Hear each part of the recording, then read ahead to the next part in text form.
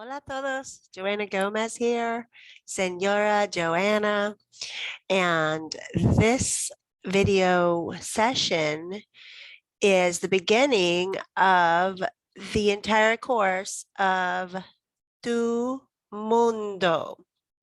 So this is a book written by McGraw-Hill. You can buy this book on Amazon.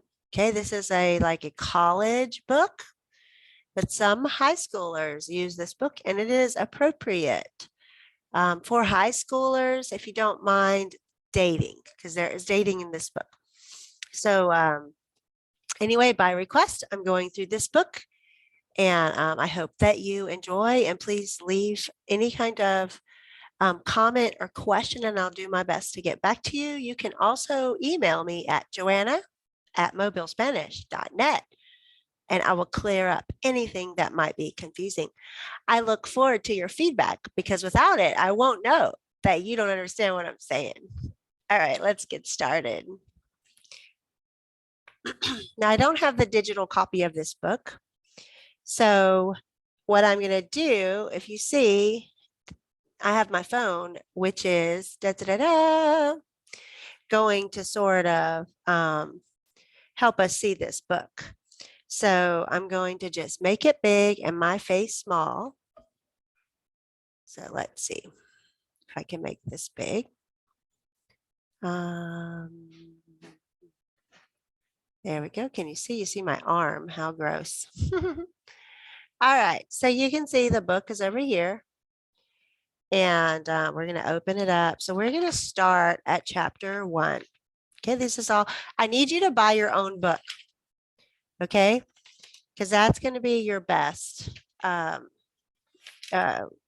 opportunity to succeed, to have your own book. So you're looking at your book while I'm teaching from my book. That's the way it's going to work. The absolute best way. I just got a text. I'm going to ignore it. All right, so I'm flipping through here. Muy bien. If you haven't gotten your book, you can order on Amazon. Okay, so this is the first chapter, and it's talking about bienvenidos. This is backwards. Let me see. Can you see it? No, you see it forward here. Okay, so bienvenidos means welcome, and in this word, you can see bien is well. That means well. Estoy bien. I am well. That's British English. In American English, we say I'm good, but technically bien means well.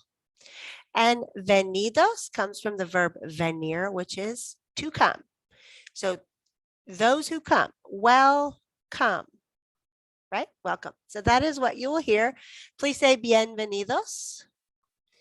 Bienvenidos. Bienvenidos. It's important for you to speak while you read. Otherwise, your pronunciation will be terrible. So on this page 3, sorry, it's going to take me a while to adjust to this. Page 3, there's a 3 there. You're going to see the map of the world. All right. So this isn't the whole world, but this is the Spanish speaking world. There's 21 countries, including the United States, that have the official language of Spanish. And then there's one right over here. This is a country in Africa, Guinea Equatorial. And then, of course, this is España. This leaves out 2 cities in Northern Africa that also speak Espanol. But this is a great overview. So when you're done with Tu Mundo, you will know something a little bit about each one of these. It's super importante that you don't think that they're all alike. They are as alike as we are to England. England and America are very, very different places, very, very different languages, different dialects, and all the same. So if you don't know that, please do not assume that all of these people are the same. They don't have all the cultures. They don't have all the festivals the same. They're all very different, okay? It's very important to not let yourself think, since they all speak Spanish, they're all alike. We speak English in America. In England, they speak English. Ireland, South Africa, Jamaica. There are so many countries that speak English, and we are not like them. We are clearly different. Everybody is different. All right, page 4 talks about ¿Cómo te llamas? ¿Cómo te llamas? Please say that. ¿Cómo te llamas? What are you called? What are you called? Now that's weird in English. It means what's your name? And there's another way to say what's your name too. But this here is ¿Cómo te llamas? What do they call you? What are you called? What do you call yourself? All right. Hola. ¿Cómo te llamas? This is a conversation. Hola. ¿Cómo te llamas? Me llamo Claudia. My name is Claudia. ¿Y tú? Soy Eloy. Mucho gusto. Soy Eloy means I am Eloy. Eloy is his name. I am. Soy Eloy. I am Eloy. Mucho gusto. Nice to meet you. Igualmente. Likewise. The greetings in Spanish are the most important thing. First of all, you're overcoming your nerves to actually speak Spanish to an individual. And second of all, greetings mean I value you. Greetings in Spanish are a lot more important than greetings in English, I would say. And I think it's because it's a community-based culture traditionally, although with materialism that changes to individualism. But you have to greet everyone. It's super important to greet every single person in his cultural Spanish, okay? And Hispanic people that are in the culture. All right. So this says, Eloy y Claudia son estudiantes de la universidad. Eloy and Claudia are students of the university. So say that with me. Eloy y Claudia son estudiantes de la universidad. Muy bien. Se llama Eloy. Okay, so when it says, let's look at this. It says, te llamas. ¿Cómo te llamas? How are you called? Te llamas. Me llamo. I'm called myself, Claudia. And now we have se llama. He is called Eloy Ramirez Ovando. That's his whole name. Muy bien. Ramirez is going to be his father's last name, and Ovando is going to be his mother's last name.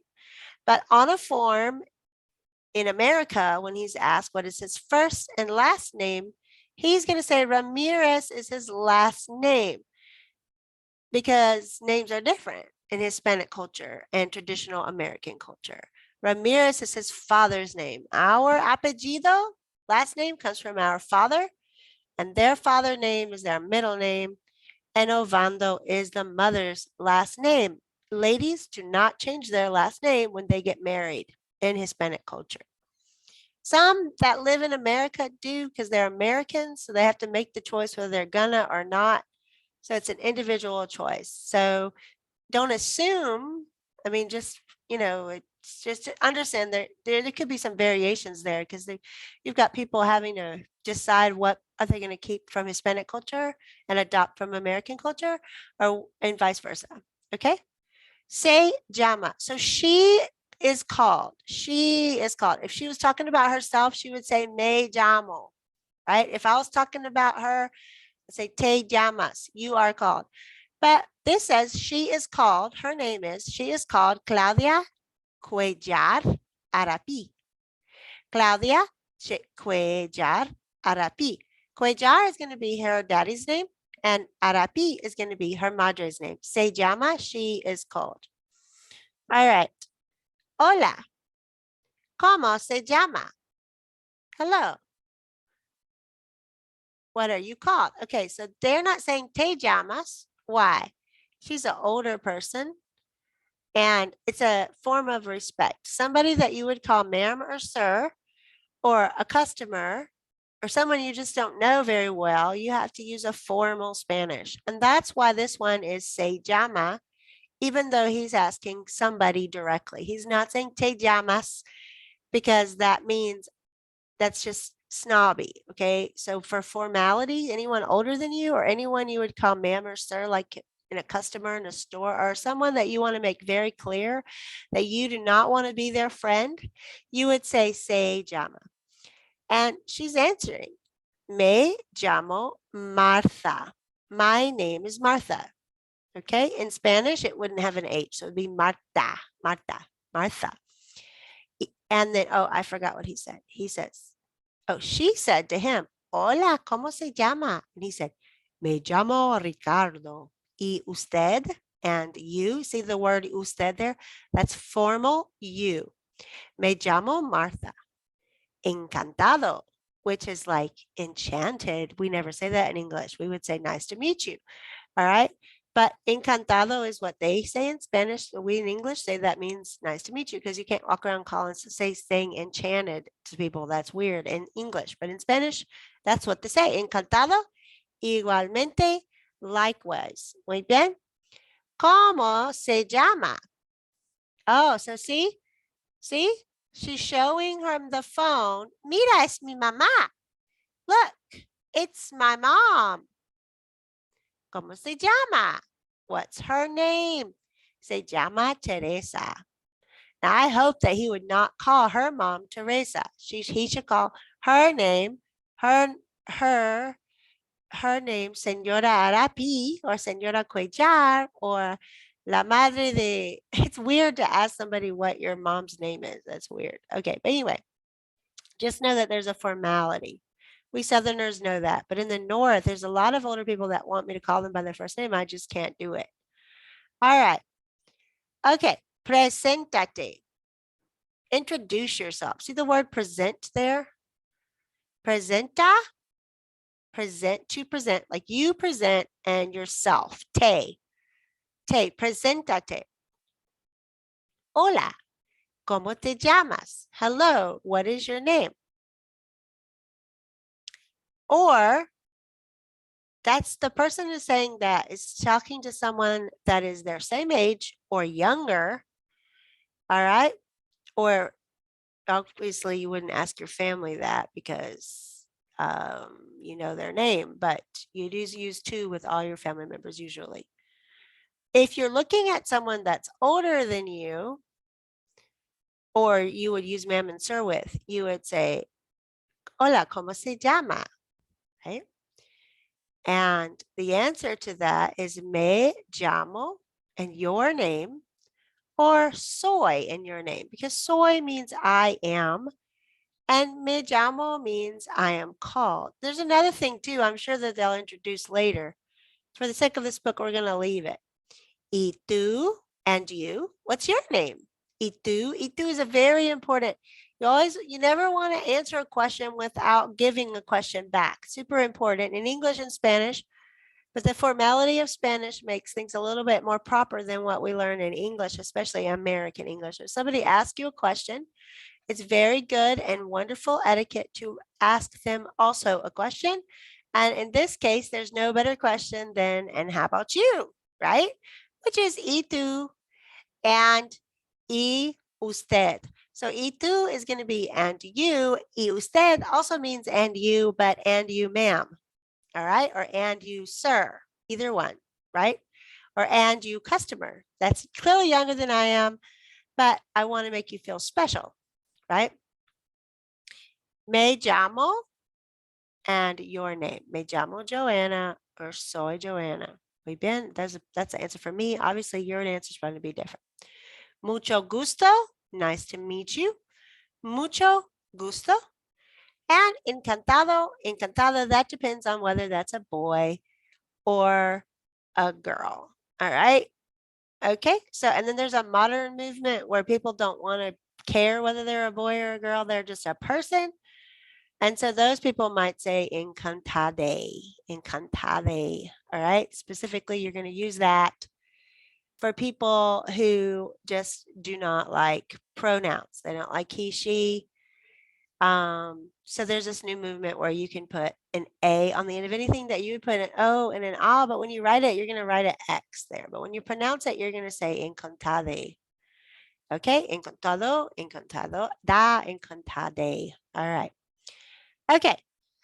Mira, look, mira. Look, you have to say it lots of times. That's the way you're going to learn as a human being. Mira, look. Hola, hello. Hola, hello. Es mi amiga. It's my friend. Es mi amigo. It's my friend. Es mi amigue. It's my friend. Es mi mamá. It's my mom. Es mi papá. It's my dad. Mucho gusto. Encantado. All right. Now, mucho gusto doesn't change. It's always the same. Mucho gusto doesn't matter if you're talking to an animal. It doesn't matter. But encantado, encantada, encantade, those are important too. Those are gender important. So whoever you're looking at, whether they're an encantado, encantada, or encantade, whether they're clearly wanting to be called a girl, clearly wanting to be called a boy, or clearly wanting to avoid pronouns, you put in either and they will be very happy. Igualmente, likewise. So this exercise, I'm going to put my phone down and I'm going to show you the best way to do this exercise, as dumb as it might seem, but it's talking hands. Manos hablando. Hola, hola, ¿cómo te llamas? Me llamo Joanna. ¿Y tú? Me llamo Marco. Mucho gusto, Joanna. Igualmente. You need to talk with your hands, manos hablando, talking hands, to get this down, because a lot of the questions and answers are the answers. You're not repeating. You want to make sure you're not repeating. And what your job is to get this written word into your brain in a conversational way. If you don't do that, you won't do well in this class, because that's the way you have to think. You have to think these are written words on paper that they're teaching you how to speak and exchange with other people. But there's no exchanging when you're reading a book, right? So your mind has to form wrinkles with that idea in mind. All right. So you got to do, and my husband's calling me. Should I answer it? I'm going to leave this as a stopping point and I will pick up this video later. Talking hands, manos hablando. Adios.